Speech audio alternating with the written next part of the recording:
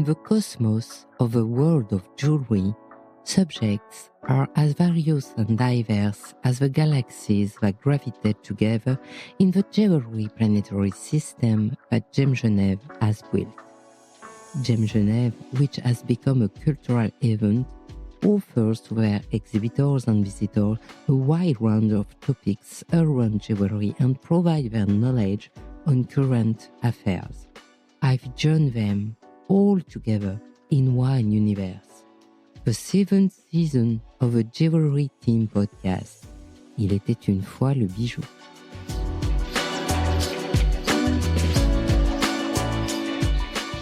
In this episode, I'll be exploring a new nebula, the unique Green Tanzanite. So I welcome Daniel Nyfeler, Managing Director of the Gübelin Gem Lab, and Brieuc, Tayman, CEO of Tayman's Fine Gems. Hello, Anne. Hello, Anne. In this entire fair of this edition of GemGeneve's, you are the only one to exhibit the unique Green Tanzanite.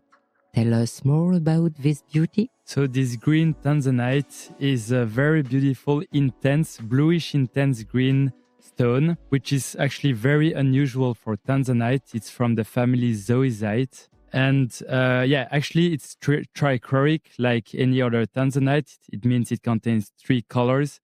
This one has a very big amount of green, blue, and brown.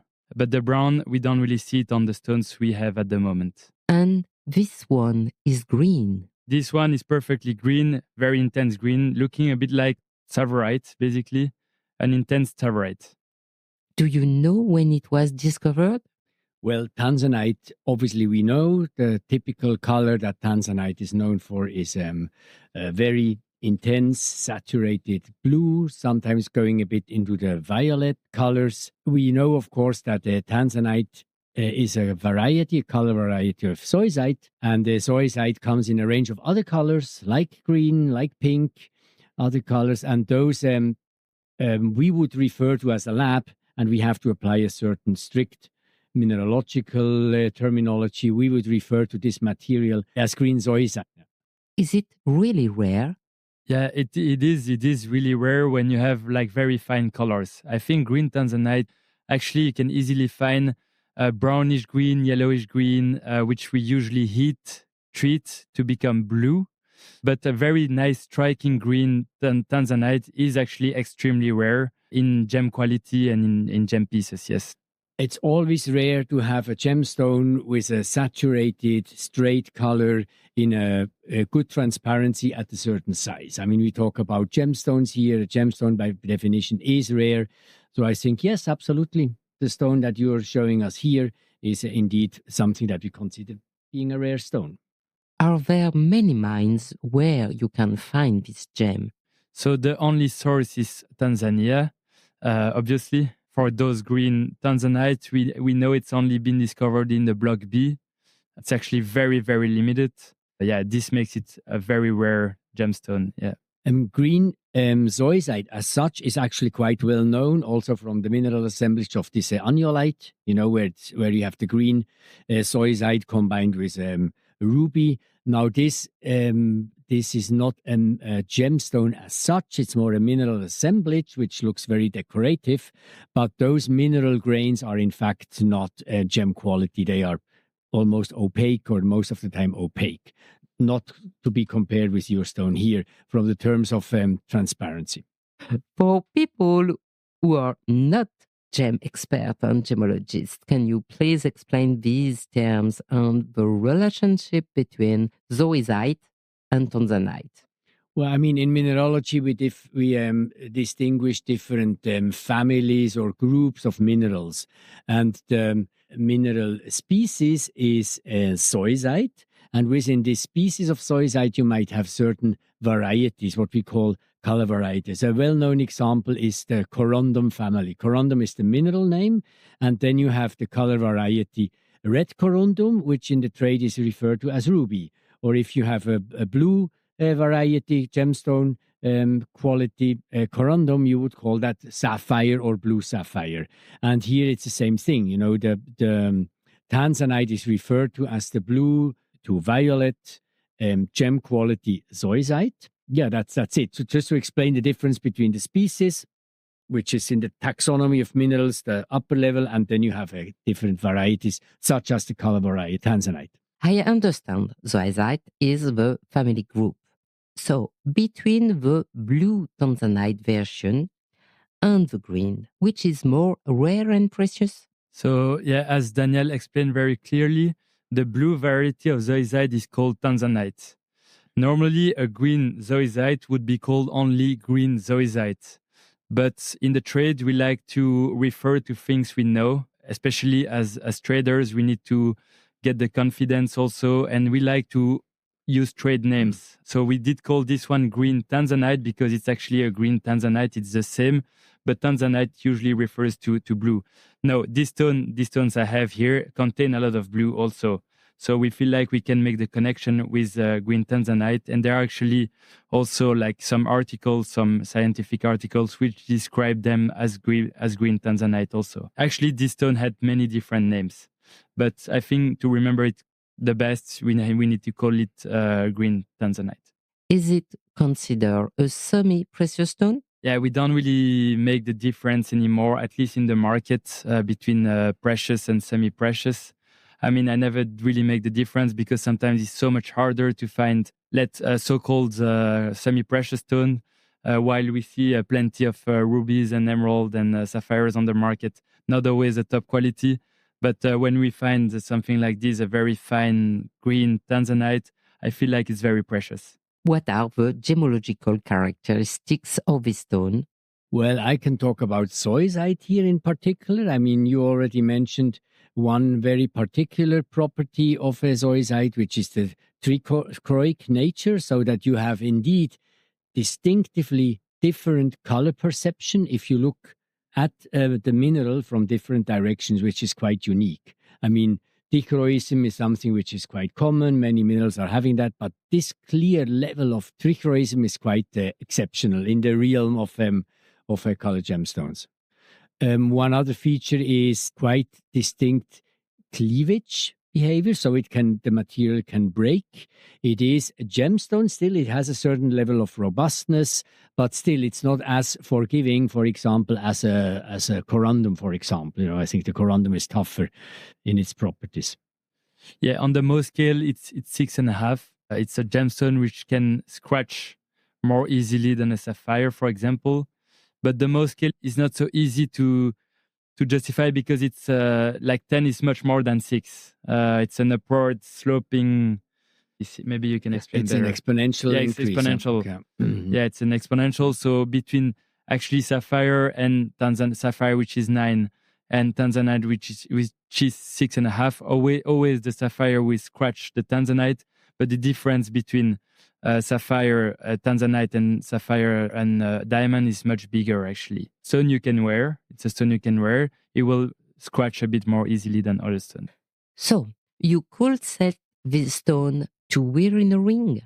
You can definitely wear a ring. You need to be careful, but you can definitely wear a ring with a Tanzanite and with a green Tanzanite. And yeah, for sure. Many jewelers work with Tanzanite as a ring, and it poses no issues if the client is careful. What is the refractive index? The refractive index of Tanzanite is, I think it's close to 1 to of tourmaline, 1.60, 1.70. Yeah. What kind of stones would you suggest to use with green Tanzanite to set in the jewels that would complement the gem? With Tanzanite and this very nice green color, we can easily match it with other bright colors. Pink tourmaline, for example, which has kind of the same refractive index. Mandarin garnet, like those very bright orange, goes really well with green as well. So yeah, it's a stone you can use to be very creative, to make some very nice, colorful jewelry with a beautiful, vibrant green color. Is it an expensive gemstone? Actually, it's very hard to give a value on that particular stone because honestly, this kind of very fine green I haven't seen in my whole life. Basically, it was the first time people came to present me this color, and when I show them on the show here in GemGeneve's, People are so impressed to see this. Actually, it's something one of a kind. Always those unique pieces, they don't really have value. We don't really know how to value. It doesn't really have a market. So I would say the value of this stone ranges between 500 and 2,000 US dollar per carat. How rare is this gem? Have you received this stone often to test in the labs? In the lab, we don't see green zoisite for testing. The typical material that we see is the Tanzanite, the blue to violetish material. But the green ones, probably there's a very overseeable amount of stones that we have seen so far in the lab. Gem quality, proper straight green color. So this gem is unheated. The Tanzanites typically are heated, yes, to remove the brown overtone. So they might already have a main blue color in the starting material. Some of it might also be more brown, yellowish even sometimes. About the green material, we don't know. We assume this is a natural color it has. At least we are not aware of any heat treatment that has been applied, but maybe you know better. On the green color, so I had it also tested by labs, different labs. Yeah, it comes out no heat at all. So no treatment at all, actually. It must increase its value, right, when it's not heated? Yeah, it's even more rare, of course. Like you have gem quality, very fine green, which you barely see in labs, which is basically the people who see the most stones are the labs, and we barely see them in labs. And actually, the several labs I went to told me like this is very exceptional.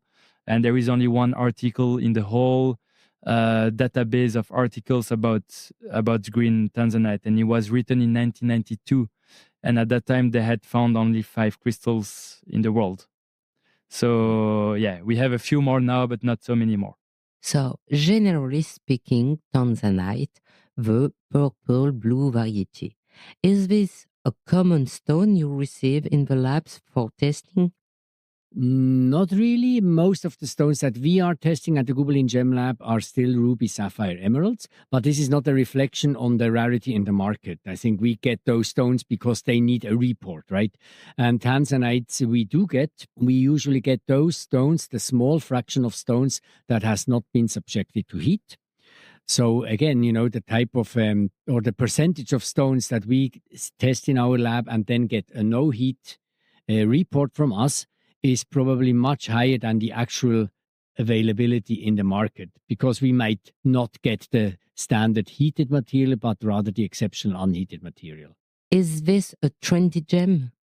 Don't ask me about mode. You have to talk to the jewelers, to the retailers, to the privates. We don't know. We test the material we get. We do not know what the trends is.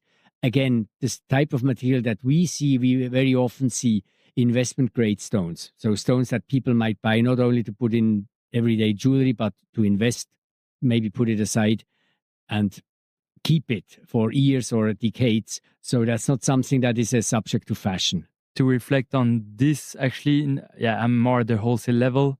So I see what I sell to jewelers. There is no trend in the gemstone industry.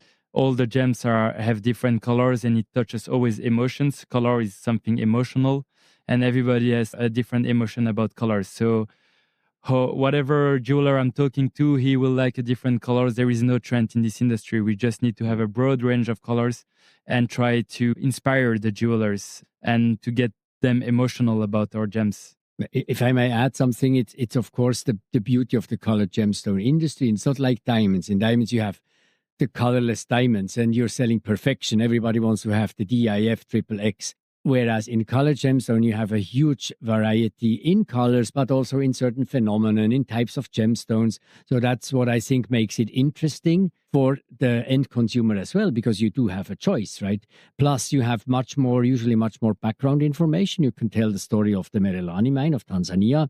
With any type of colored gemstones or most type of colored gemstones, you can identify the source, where exactly is it coming from. So there's also much more storytelling behind a colored gemstones. It's not only the blue or green or red sparkle, it's a story behind it that you as a retailer can present to the end consumer. So much more interesting and much less of a commodity compared to diamond, I would believe. Yeah, I fully agree.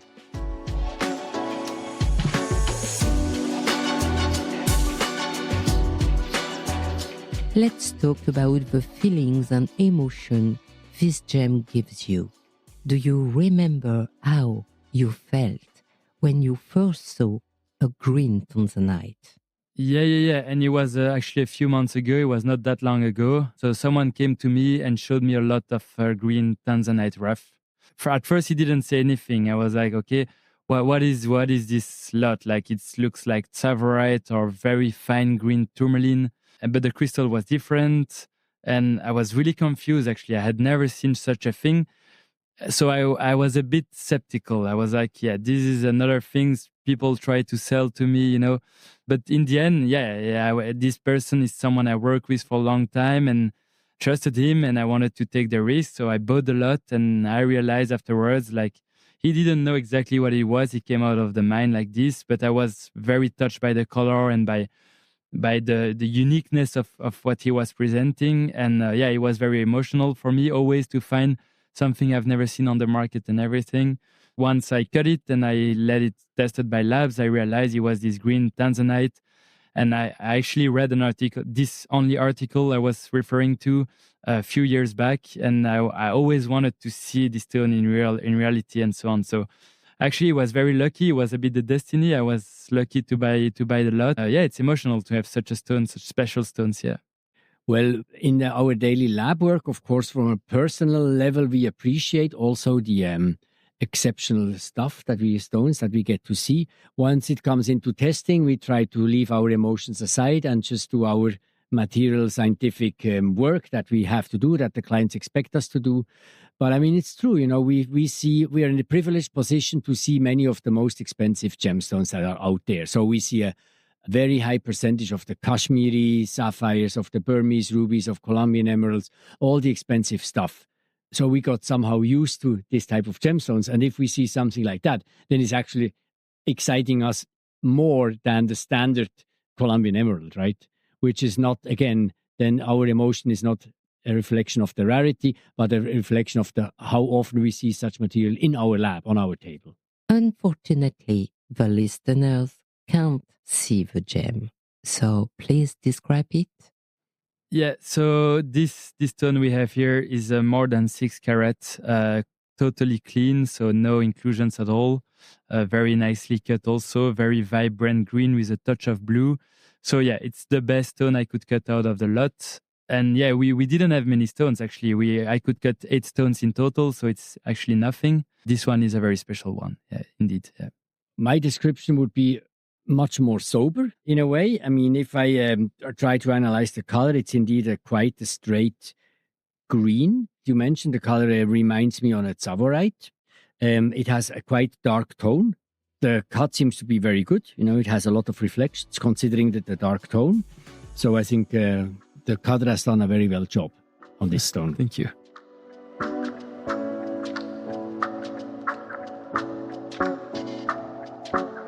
It's clear the green tanzanite is an exceptional stone, but which was the most special one you ever saw and why? Yeah, no, I've never seen green tanzanite before. This lot happened to come across a few months ago. So this was something totally new for me and very unusual. That's why I decided to go for it. I always love to take risk with gemstones. I think we have to take risk to be able to show our customers very unusual new stones on the market which are unused at the moment.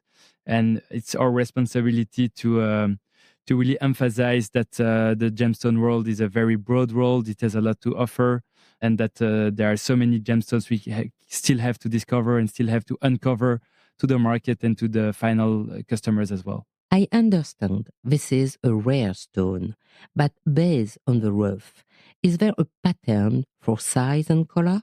As I mentioned before, we do not see many of these green zoisite in our laboratory. This stone is obviously a nice piece in terms of quality. I do not know whether we have seen any bigger ones. I also cannot confirm that it is a trend that we see more of those stones in the lab. However, it's quite possible. Maybe the trade and the consumers get an appetite on this type of stone. So who knows? If then the trade wants to know, is it indeed the green zoisite? Is it indeed unheated? Then they might approach us in the lab for that. So we might see more. You know, we would be pleased to see more of this material. Oh, and I'll be happy to send some rough also to the Gübelin lab so that they can analyze further. Since this is a special gem, do you have a special woman in mind who you would like to see with it? I would love to see a green Tanzanite worn by Marion Cotillard. I think she would be lovely with that. Do you have any fun facts or insight to share about this? Quite an interesting anecdote is the local miners, when they discovered it, they named the color as combat color because it's actually the color of military uniforms. And so the miners usually, for example, they also use the name Fanta for Mandarin garnets or spersaltites. They love to give because they are used to drink those Fanta drinks, and they will call the very fine Mandarin garnets, they will call them Fanta color. In this case, the miners called it combat color, referring to the green of military uniforms. Other scientists actually also called it Tanzanite chrome because it contains chromium. It's actually chromium which creates these colors in Tanzanite. So these are a few things we can say. Extra, it comes from the Merelani Hills. We mentioned it already. Yeah, I think that's it. It was a pleasure to discover with you the unique green Tanzanite. Many thanks to Daniel and Brieuc. Goodbye. Thank you. Bye-bye. Merci à toi.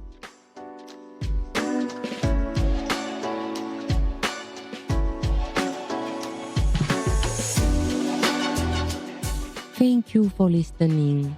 I'm Anne Desmarest de Jotemps, and I give a voice to jewelry every Sunday. And if you want to give a voice to your jewelry and brand, I would be delighted to help you create your own dedicated podcast or welcome you as a partner in my native podcast.